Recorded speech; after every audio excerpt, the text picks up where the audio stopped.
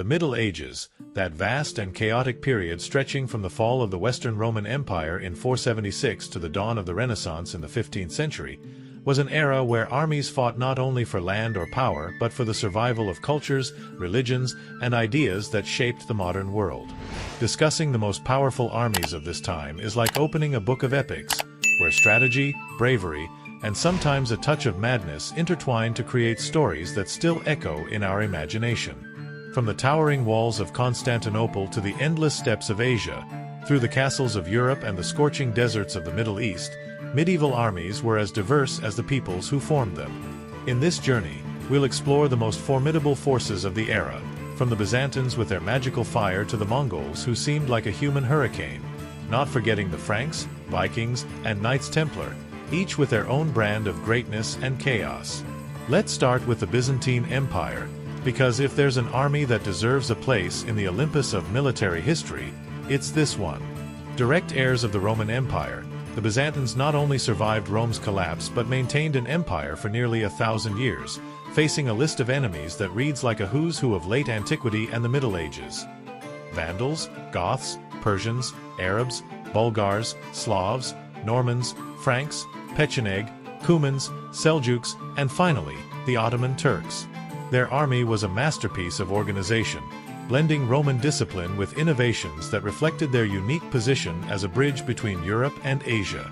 At their peak, under emperors like Justinian I in the 6th century, who dreamed of restoring Rome's glory, or Basil II, nicknamed the Bulgar Slayer, a title you don't earn by being the friendliest guy in the tavern, the Byzantines had a military structure that was the envy of their rivals. Their elite units, known as themata, were professional soldiers who lived for war, unlike the feudal nobles of Europe who fought for a couple of months a year before returning to hunting, feasting, or arguing over who had the biggest castle. The themata, such as the excubators or the scoli palatini, were equipped with plate armor, lances, swords, and a sense of loyalty to the emperor that bordered on fanaticism. These were the kind of soldiers who, if the emperor said, "Take that hill," didn't ask why. They were already charging with swords raised, probably shouting something in Greek that sounded like a mix of Homer and a lion's roar. These units were chosen not only for their combat prowess but also for their unwavering loyalty, crucial in an empire where palace intrigues were as common as Sunday Mass. What truly made the Byzantines' enemies tremble was Greek fire, a sort of medieval chemical weapon that still has historians scratching their heads. This flammable substance, capable of burning even on water, was launched from ships through siphons, a kind of primitive flamethrower, or in ceramic containers that exploded on impact, like incendiary grenades of the era. During the Arab sieges of Constantinople in the 7th and 8th centuries, Greek fire was a game-changer. Imagine being an Arab sailor, sailing toward the city with high morale, dreaming of the glory of conquest, only to see a jet of flames that wouldn't extinguish even with the entire Bosphorus poured over it. Chronicles say the Arabs thought the Byzantines had some kind of dark magic or a pact with the devil. The formula for Greek fire was a state secret, guarded so zealously that even the most cunning spies couldn't crack it, and today historians only speculate it included petroleum, sulfur, quicklime, and perhaps something else the Byzantine alchemists took to their graves. This ingenuity, combined with a navy that dominated the eastern Mediterranean, made the Byzantines nearly unbeatable at their peak. Their fleet, with ships called dromons equipped with oars and sails, could block the Bosphorus and the Golden Horn, turning Constantinople into an impregnable maritime fortress. The dromons not only carried troops but were armed with giant crossbows and Greek fire siphons, turning any naval battle into a spectacle of terror. In the siege of Constantinople in 717 to 718, for instance, Greek fire was key to repelling an Arab army of tens of thousands and a massive fleet led by General Maslama ibn Abd al-Malik. The combination of the Theodosian walls, a masterpiece of engineering with layers of walls, towers, and moats, along with Greek fire and the discipline of Byzantine troops, allowed the city to withstand a siege that seemed insurmountable. However, maintaining a professional army was an expensive luxury, and the Byzantines, with their passion for building cathedrals like Hagia Sophia, decorating palaces with golden mosaics, or funding court ceremonies that seemed straight out of a mythological dream, often ran out of funds. To save money, they devised the themata system, where soldiers were granted land in exchange for military service. Each thema was a militarized region, like Opsikion or Anatolikon, led by a general who answered to the emperor. This not only cut costs but ensured soldiers had a personal stake in defending their homes, as their families and lands depended on their success. For example, the thema of Thracian in Asia Minor provided well-trained troops to guard the borders against the Arabs. But, as with everything in the Middle Ages, there was a dark side. The themata generals sometimes got ambitious and decided they wanted to be emperor, leading to civil wars that weakened the empire. In the 8th century, the rebellion of Artabasdos, a themata general, challenged Emperor Constantine V, plunging the empire into a civil war that cost resources and lives. Additionally, the Byzantines increasingly relied on mercenaries, like the Varangians, a group of Vikings who formed the Varangian Guard, an elite bodyguard unit for the emperor. These warriors, with their two-handed axes, braided beards, and imposing stature, were loyal as long as the gold flowed. But if the treasury dried up, they might switch sides or simply leave to pillage elsewhere. Their presence in the Byzantine court was also a status symbol, showing the emperor could afford to hire the most feared warriors of the north. In the Battle of Dyrrhachium, 1081, the Varangian Guard proved their worth against the Normans of Robert Guiscard, though they couldn't prevent defeat due to strategic errors by Emperor Alexios I Komnenos. The Byzantines were also masters of information warfare, using spies and diplomats to learn their enemies' plans or pit one rival against another, avoiding direct conflict. During the reign of John II Komnenos in the 12th century, the Byzantines regained territories in Anatolia by playing the Crusaders against the Seljuk Turks, a maneuver worthy of a chess grandmaster. Their military manuals, like the Tactica of Leo VI or Maurice's De Re Militari, offered practical advice, from forming a phalanx to avoiding ambushes in mountainous terrain. They were also experts in mobile fortifications, using wagons to create fortified camps in the field, a tactic that allowed them to withstand prolonged sieges. However, in the Battle of Manzikert, 1071, betrayal by some mercenaries and strategic errors by Emperor Romanos IV Diogenes led to a catastrophic defeat against the Seljuk Turks, a turning point that marked the beginning of the empire's decline. During the reign of Alexios I Komnenos, the Byzantines regained some ground with the help of the Crusaders, but their reliance on external allies showed the empire's growing weakness. In the First Crusade, Alexios I negotiated with the Crusaders to retake Nicaea, but tensions between Byzantines and Crusaders revealed the challenges of coordinating armies with divergent interests. Byzantine diplomacy also included strategic marriages, like that of Princess Anna Komnena, whose Alexiad offers a fascinating glimpse into the politics and warfare of the era, albeit with a touch of bias toward her father, Alexios I. If you want to know more about how the Byzantines managed to maintain an empire while dealing with betrayals, unquenchable fires, and axe-wielding Vikings, subscribe to our YouTube channel. We have videos breaking down these stories with more details and a touch of humor to keep you from dozing off through the chronicles. Now, let's travel to the Islamic world, because the armies of the Umayyad Caliphate, and later the Abbasids, were a force that changed the world in record time. After Muhammad's death in 632, the Muslims unified the Arabian Peninsula and then set out to conquer as if the world were a risk board and they had an endless supply of troops. In less than a century, the Umayyad armies conquered from Persia to Spain, through North Africa, an achievement that still astounds historians. Their success wasn't just due to religious fervor, though the promise of spiritual and material rewards was a great motivator, but to a combination of brilliant tactics and organization that left their enemies baffled. Their light cavalry, armed with bows and lances, was swift as the wind, and their mounted archers could fire arrows while galloping, a skill that made European armies in heavy armor look like turtles chasing hares. In the Battle of Yarmouk, 636, the Umayyads crushed a much larger Byzantine army using harassment tactics, feigning retreats to lure enemies into unfavorable terrain, where they massacred them with surgical precision. General Khalid ibn al-Walid, known as the Sword of Allah, was key to this victory, moving his troops with audacity that baffled his rivals. In the Battle of Walaja, 633, he used a double envelopment maneuver, trapping a Sasanian army in a deadly pincer, a tactic requiring impeccable coordination. In the Battle of Qadisiyah, 636, the Muslims defeated the Sasanians using a mix of cavalry and archers, proving their battlefield versatility. In the conquest of Damascus in 634, they used attrition tactics, cutting off the city's supplies while keeping defenders under constant pressure. Their ability to coordinate large armies across vast territories was remarkable, especially considering they lacked a communication system as advanced as the Mongols. What made the Caliphate's armies unique was their ability to integrate conquered peoples. Berbers, Persians, Syrians, Egyptians, all had a place in their ranks, enriching their strategies with impressive cultural diversity. Camels, for instance, were key in the desert, allowing them to transport supplies where European wagons would have gotten stuck. Their logistics were so efficient they could sustain armies thousands of miles from their base in Damascus, something few medieval armies could match. In the conquest of Spain in 711, a relatively small army led by Tariq ibn Ziyad crossed the Strait of Gibraltar and defeated the Visigoths, exploiting their internal divisions.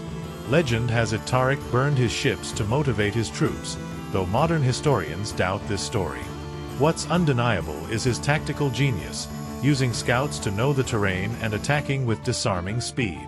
In the Battle of Guadalete, the Muslims exploited rivalries among Visigothic nobles, securing a victory that opened the Iberian Peninsula to Islamic conquest. In the Battle of Tours, 732, though stopped by Charles Martel, the Muslims showed their ability to project power thousands of miles from their base, a feat few medieval armies could match. But it wasn't all a walk in the desert. Rapid expansion created internal tensions, especially between Arabs and non-Arabs like the Berbers, who felt treated as second-class citizens. This led to revolts, like the Great Berber Revolt of the 8th century, which weakened the Umayyad Caliphate and paved the way for the Abbasids. The Abbasids, with their capital in Baghdad, created a cosmopolitan society that integrated Persian, Greek, and Chinese knowledge, reflected in their armies. The Ghulams, slave soldiers of Turkish origin, were trained from youth to be loyal and lethal, forming a professional force that could rival the Byzantine themata. These soldiers not only fought but served as administrators, consolidating the caliph's power in an empire rife with intrigue. In the Battle of Talas, 751, the Abbasids defeated a Chinese army, securing control of Central Asia and opening the door to the introduction of paper in the Islamic world, a breakthrough that revolutionized administration and culture. The Abbasids also developed a military bureaucracy that kept detailed records of their troops, unusual for the time, and their armies included specialized units like foot archers, complementing their light cavalry. Their use of propaganda, like epic poems exalting Islam's glory, motivated troops and attracted recruits. Additionally, the Abbasids perfected siege warfare, using machines like mangonels and mobile towers, many adapted from Byzantine and Persian designs. In the conquest of Samarra, for example, the Abbasids showed their ability to combine siege tactics with mobile warfare, securing control of key regions. Moving to Western Europe, the Franks under the Carolingians, especially Charlemagne, earned a spot on this list. Charlemagne, crowned emperor in 800, not only unified much of Europe but created an army that was the medieval equivalent of a bulldozer. The Franks didn't have a standing army like the Byzantines, but their feudal system was a well-oiled war machine. Nobles were obliged to provide troops, from armored knights to peasants armed with whatever they had, sometimes literally a pitchfork, a sharpened stick, or a repurposed scythe. Heavy cavalry, the precursors to medieval knights, was the core of their power. Armed with lances, swords, and shields, they could charge enemy lines with earth-shaking force. In battles like Pavia, 774, where Charlemagne defeated the Lombards, the Franks showed they could fight on multiple fronts. Saxons in the north, Muslims in Spain, Lombards in Italy. Their ability to sustain campaigns in such diverse regions testified to their organization, though they relied heavily on Charlemagne's charisma to keep nobles in line. Carolingian logistics were another strength. Charlemagne organized annual campaigns, requiring the movement of thousands of men and tons of supplies. Rivers like the Rhine and Danube were vital arteries for transporting food and equipment, and the Franks built temporary bridges to cross obstacles. Their missi dominici, royal inspectors, ensured nobles met their military obligations, a kind of medieval audit that prevented feudal lords from slacking off. However, the system had flaws. Reliance on nobles made loyalty an issue, and after Charlemagne's death in 814, the empire fragmented because his successors lacked his charisma or ability to keep everyone in line. The Battle of Roncesvalles, 778, though a defeat against the Basques, not Muslims, as legend claims, showed even the Franks could be vulnerable in difficult terrain. This battle inspired the Song of Roland, an epic that exaggerates details but captures the era's spirit. Charlemagne also pioneered the use of siege machines like battering rams and mobile towers to take fortresses, and his campaigns against the Saxons, lasting 30 years, combined battles with forced Christian conversions to integrate conquered peoples into the empire. In the Battle of Suntal, 782, the Saxons ambushed a Frankish army, showing even the great Charlemagne could be surprised, but his response was to intensify the campaign, using scorched earth tactics to subdue rebels. In the Battle of Bornhoven, 798, the Franks finally subdued the Saxons, consolidating control over northern Europe. Religion played a key role in Charlemagne's campaigns, as he saw converting pagans as part of his divine mission. In the Battle of Verdun, 782, he ordered the execution of thousands of rebellious Saxons, a controversial act that showed his determination to impose authority but also fueled resentment that prolonged Saxon resistance. His Skara, elite cavalry units, were similar to Byzantine themata but more mobile, ideal for the rapid campaigns that defined his reign. In Italy, his conquest of the Lombards was not only military but cultural, imposing Frankish laws and reorganizing administration in conquered territories. Charlemagne also established a system of fortifications, known as limes, to protect the empire's borders, especially against Slavs and Vikings. We can't talk about medieval armies without mentioning the Vikings, those bearded seafarers who seemed straight out of an action movie. Between the 8th and 11th centuries, the Vikings didn't just raid monasteries. They formed organized armies that conquered territories from England to Sicily. Their strength lay in their mobility. Their longships, designed to navigate both deep seas and shallow rivers, gave them a strategic edge. In 845, for example, they sailed up the Seine and sacked Paris, forcing the Franks to pay a ransom, known as Danegeld, to leave. In combat, Vikings used axes, swords, and round shields, forming the shield wall, a tactic where they stood shoulder to shoulder, creating a near-impenetrable barrier. But they weren't just brutes with axes. They were strategists. They knew when to attack, negotiate, or vanish before reinforcements arrived. In the Battle of Maldon, 991, though they lost, they showed their bravery against a much larger Anglo-Saxon army. In the Battle of Stamford Bridge, 1066, though defeated by the Anglo-Saxons, they fought to the last man, fueling their legend. In the Battle of Clontarf, 1014, Vikings in Ireland showed their ability to adapt to organized enemies, though they lost to Brian Bora's forces. The Vikings' problem was their lack of centralization. Their armies were often bands loyal to a local chief, making them unpredictable but limiting their ability to hold conquests long-term. Over time, many Vikings settled, adopting Christianity and blending with local populations, like the Normans in France, who later conquered England in 1066 under William the Conqueror. Their cultural and genetic impact endures in Europe, from place names in England like York, Jorvik in Norse, to the DNA of their descendants. Their reputation for ferocity was such that some cities preferred paying tribute to avoid fighting them, a strategy that worked until the Vikings returned for more. In the east, Vikings, known as Varangians, established trade routes to Constantinople, with some serving as mercenaries in the Varangian Guard. Their trade routes, like the Volga route, connected them to the Islamic world, exchanging furs and amber for silver and spices. Their ability to navigate extreme conditions, like the stormy North Atlantic, made them unique, and their explorations reached North America, as evidenced by the archaeological site at L'Anse aux Meadows in Newfoundland. Their weaponry, though simple, was effective: long-handled axes, short swords, and wooden shields reinforced with metal. Their shield wall was a solid defensive formation, but they also knew how to break ranks for a lightning attack, blending discipline with controlled chaos. In the east, Vikings established kingdoms like the Kievan Rus, a precursor to modern Russia, showing their ability to leave a lasting impact beyond raiding. Now, let's talk about the Mongols, who, though they appeared later in the Middle Ages, 13th century, are impossible to ignore. Under Genghis Khan, the Mongols created the most feared army of their time, redefining warfare. Their cavalry, almost entirely mounted archers, was like a swarm of wasps, fast, lethal, and nearly impossible to catch. Each warrior carried multiple horses, allowing them to cover vast distances without tiring. In the Battle of Liegnitz, 1241, for example, they annihilated a European army using feigned retreats and ambushes, leaving Polish and German knights wondering what hit them. The Mongols were also masters of psychological warfare, sending messengers to demand surrender before attacking.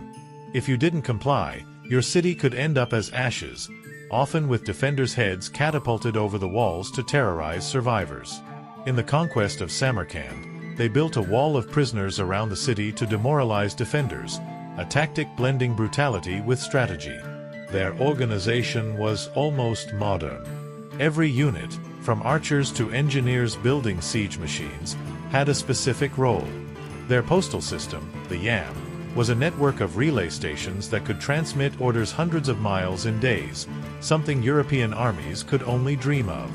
In the Battle of Mohi, 1241, they used improvised bridges to cross a river and surprise the Hungarians, showing their strength wasn't just in combat but in planning.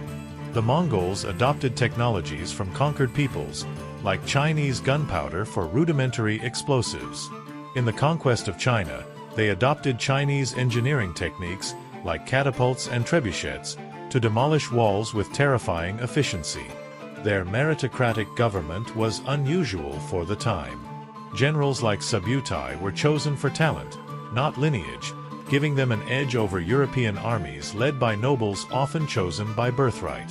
In the conquest of Baghdad in 1258, the Mongols used advanced siege tactics, diverting rivers to flood the city's defenses, a testament to their ability to combine military ingenuity with brutality. Their YAM system wasn't just for military orders but also for administering an empire stretching from the Pacific to the Caspian.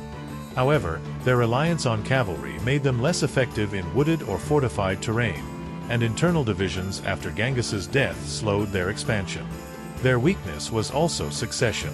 After a Khan's death, the Mongols often withdrew to choose a new leader, giving enemies breathing room. Still, at their peak, facing the Mongols was like fighting a hurricane. Their empire, the largest in history by territory, wasn't built just with blood but with impeccable logistics and the ability to integrate conquered peoples, from Chinese to Persians.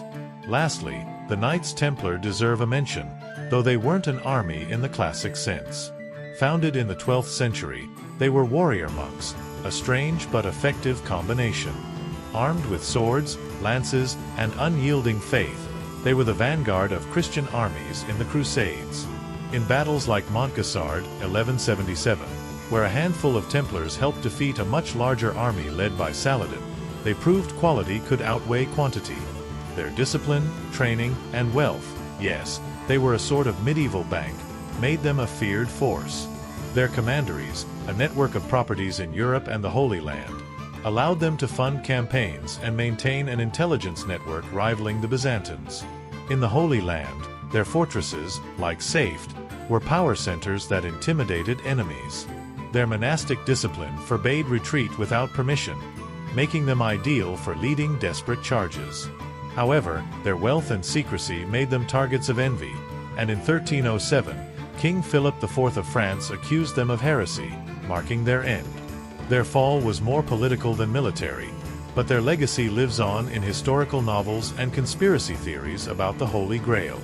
Let's dive deeper, because the Middle Ages is a bottomless well of details. The Byzantines, for instance, didn't just rely on Greek fire but on a network of fortifications that made Constantinople nearly impregnable.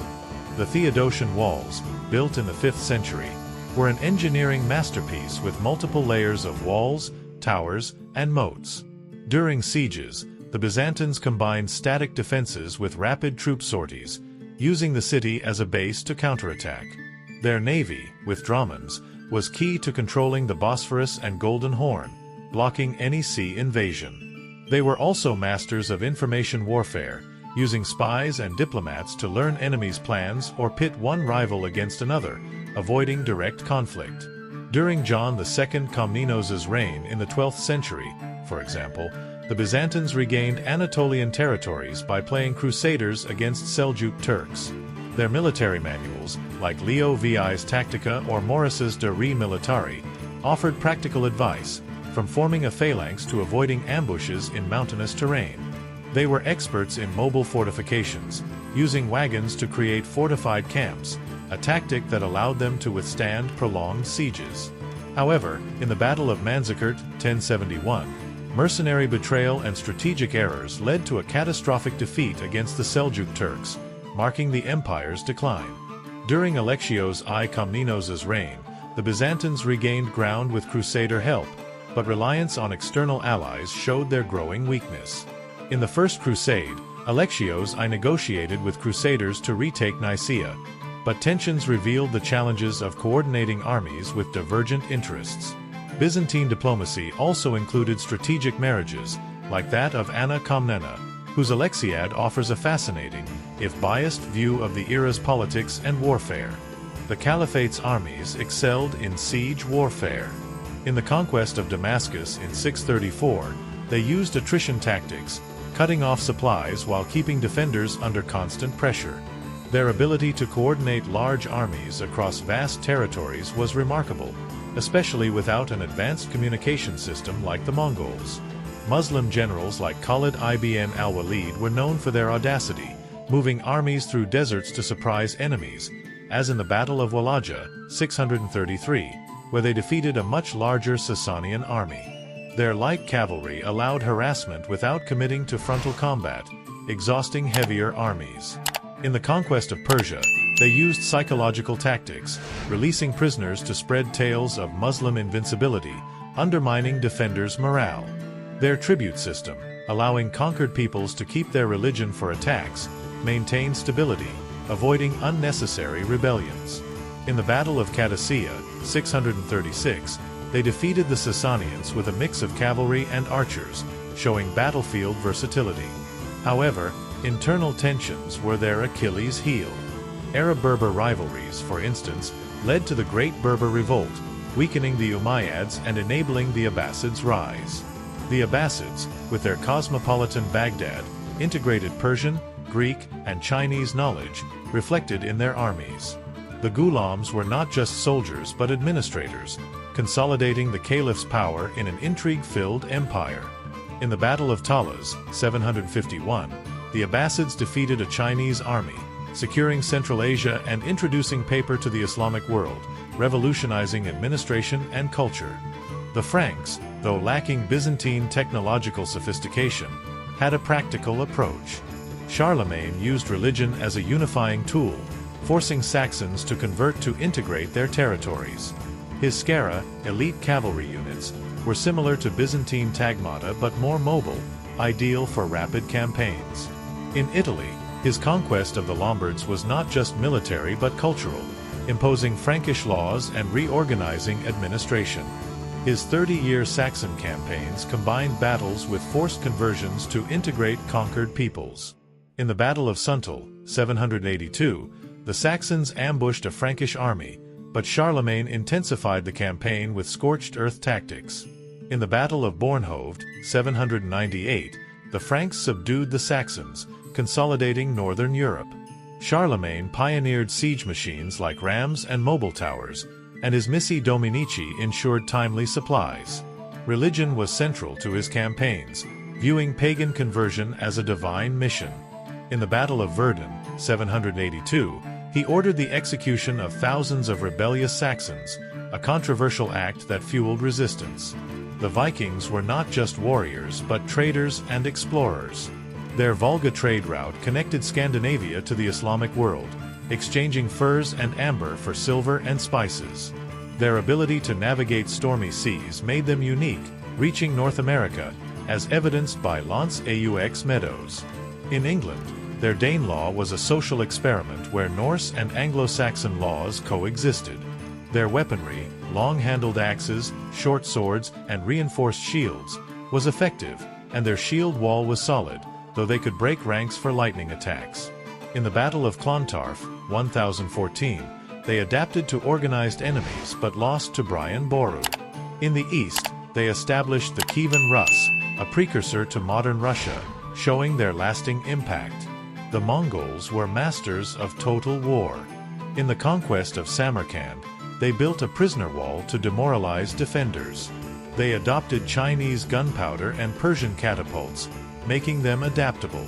In Europe, they coordinated multiple armies to defeat Hungarians and Poles in near-simultaneous battles in 1241. Their meritocratic system, with generals like Subutai chosen for talent, gave them an edge. Their Yam system administered an empire from the Pacific to the Caspian. However, their reliance on cavalry made them less effective in wooded terrain, and internal divisions after Genghis's death fragmented their empire. The Templars, though smaller, embodied medieval military ideals. Their rule emphasized discipline and piety, making them formidable in small numbers. As bankers, they funded campaigns and maintained an intelligence network. Their fall, orchestrated by Philip IV, was a reminder of how politics could destroy even revered institutions. In conclusion, medieval armies were a reflection of their time. Innovative, brutal, and sometimes chaotic. From Byzantine Greek fire to Mongol charges, each left its mark. If you enjoyed this journey through the Middle Ages, subscribe to our YouTube channel for more epic stories. And if you want to dive deeper, check out the book linked in the description.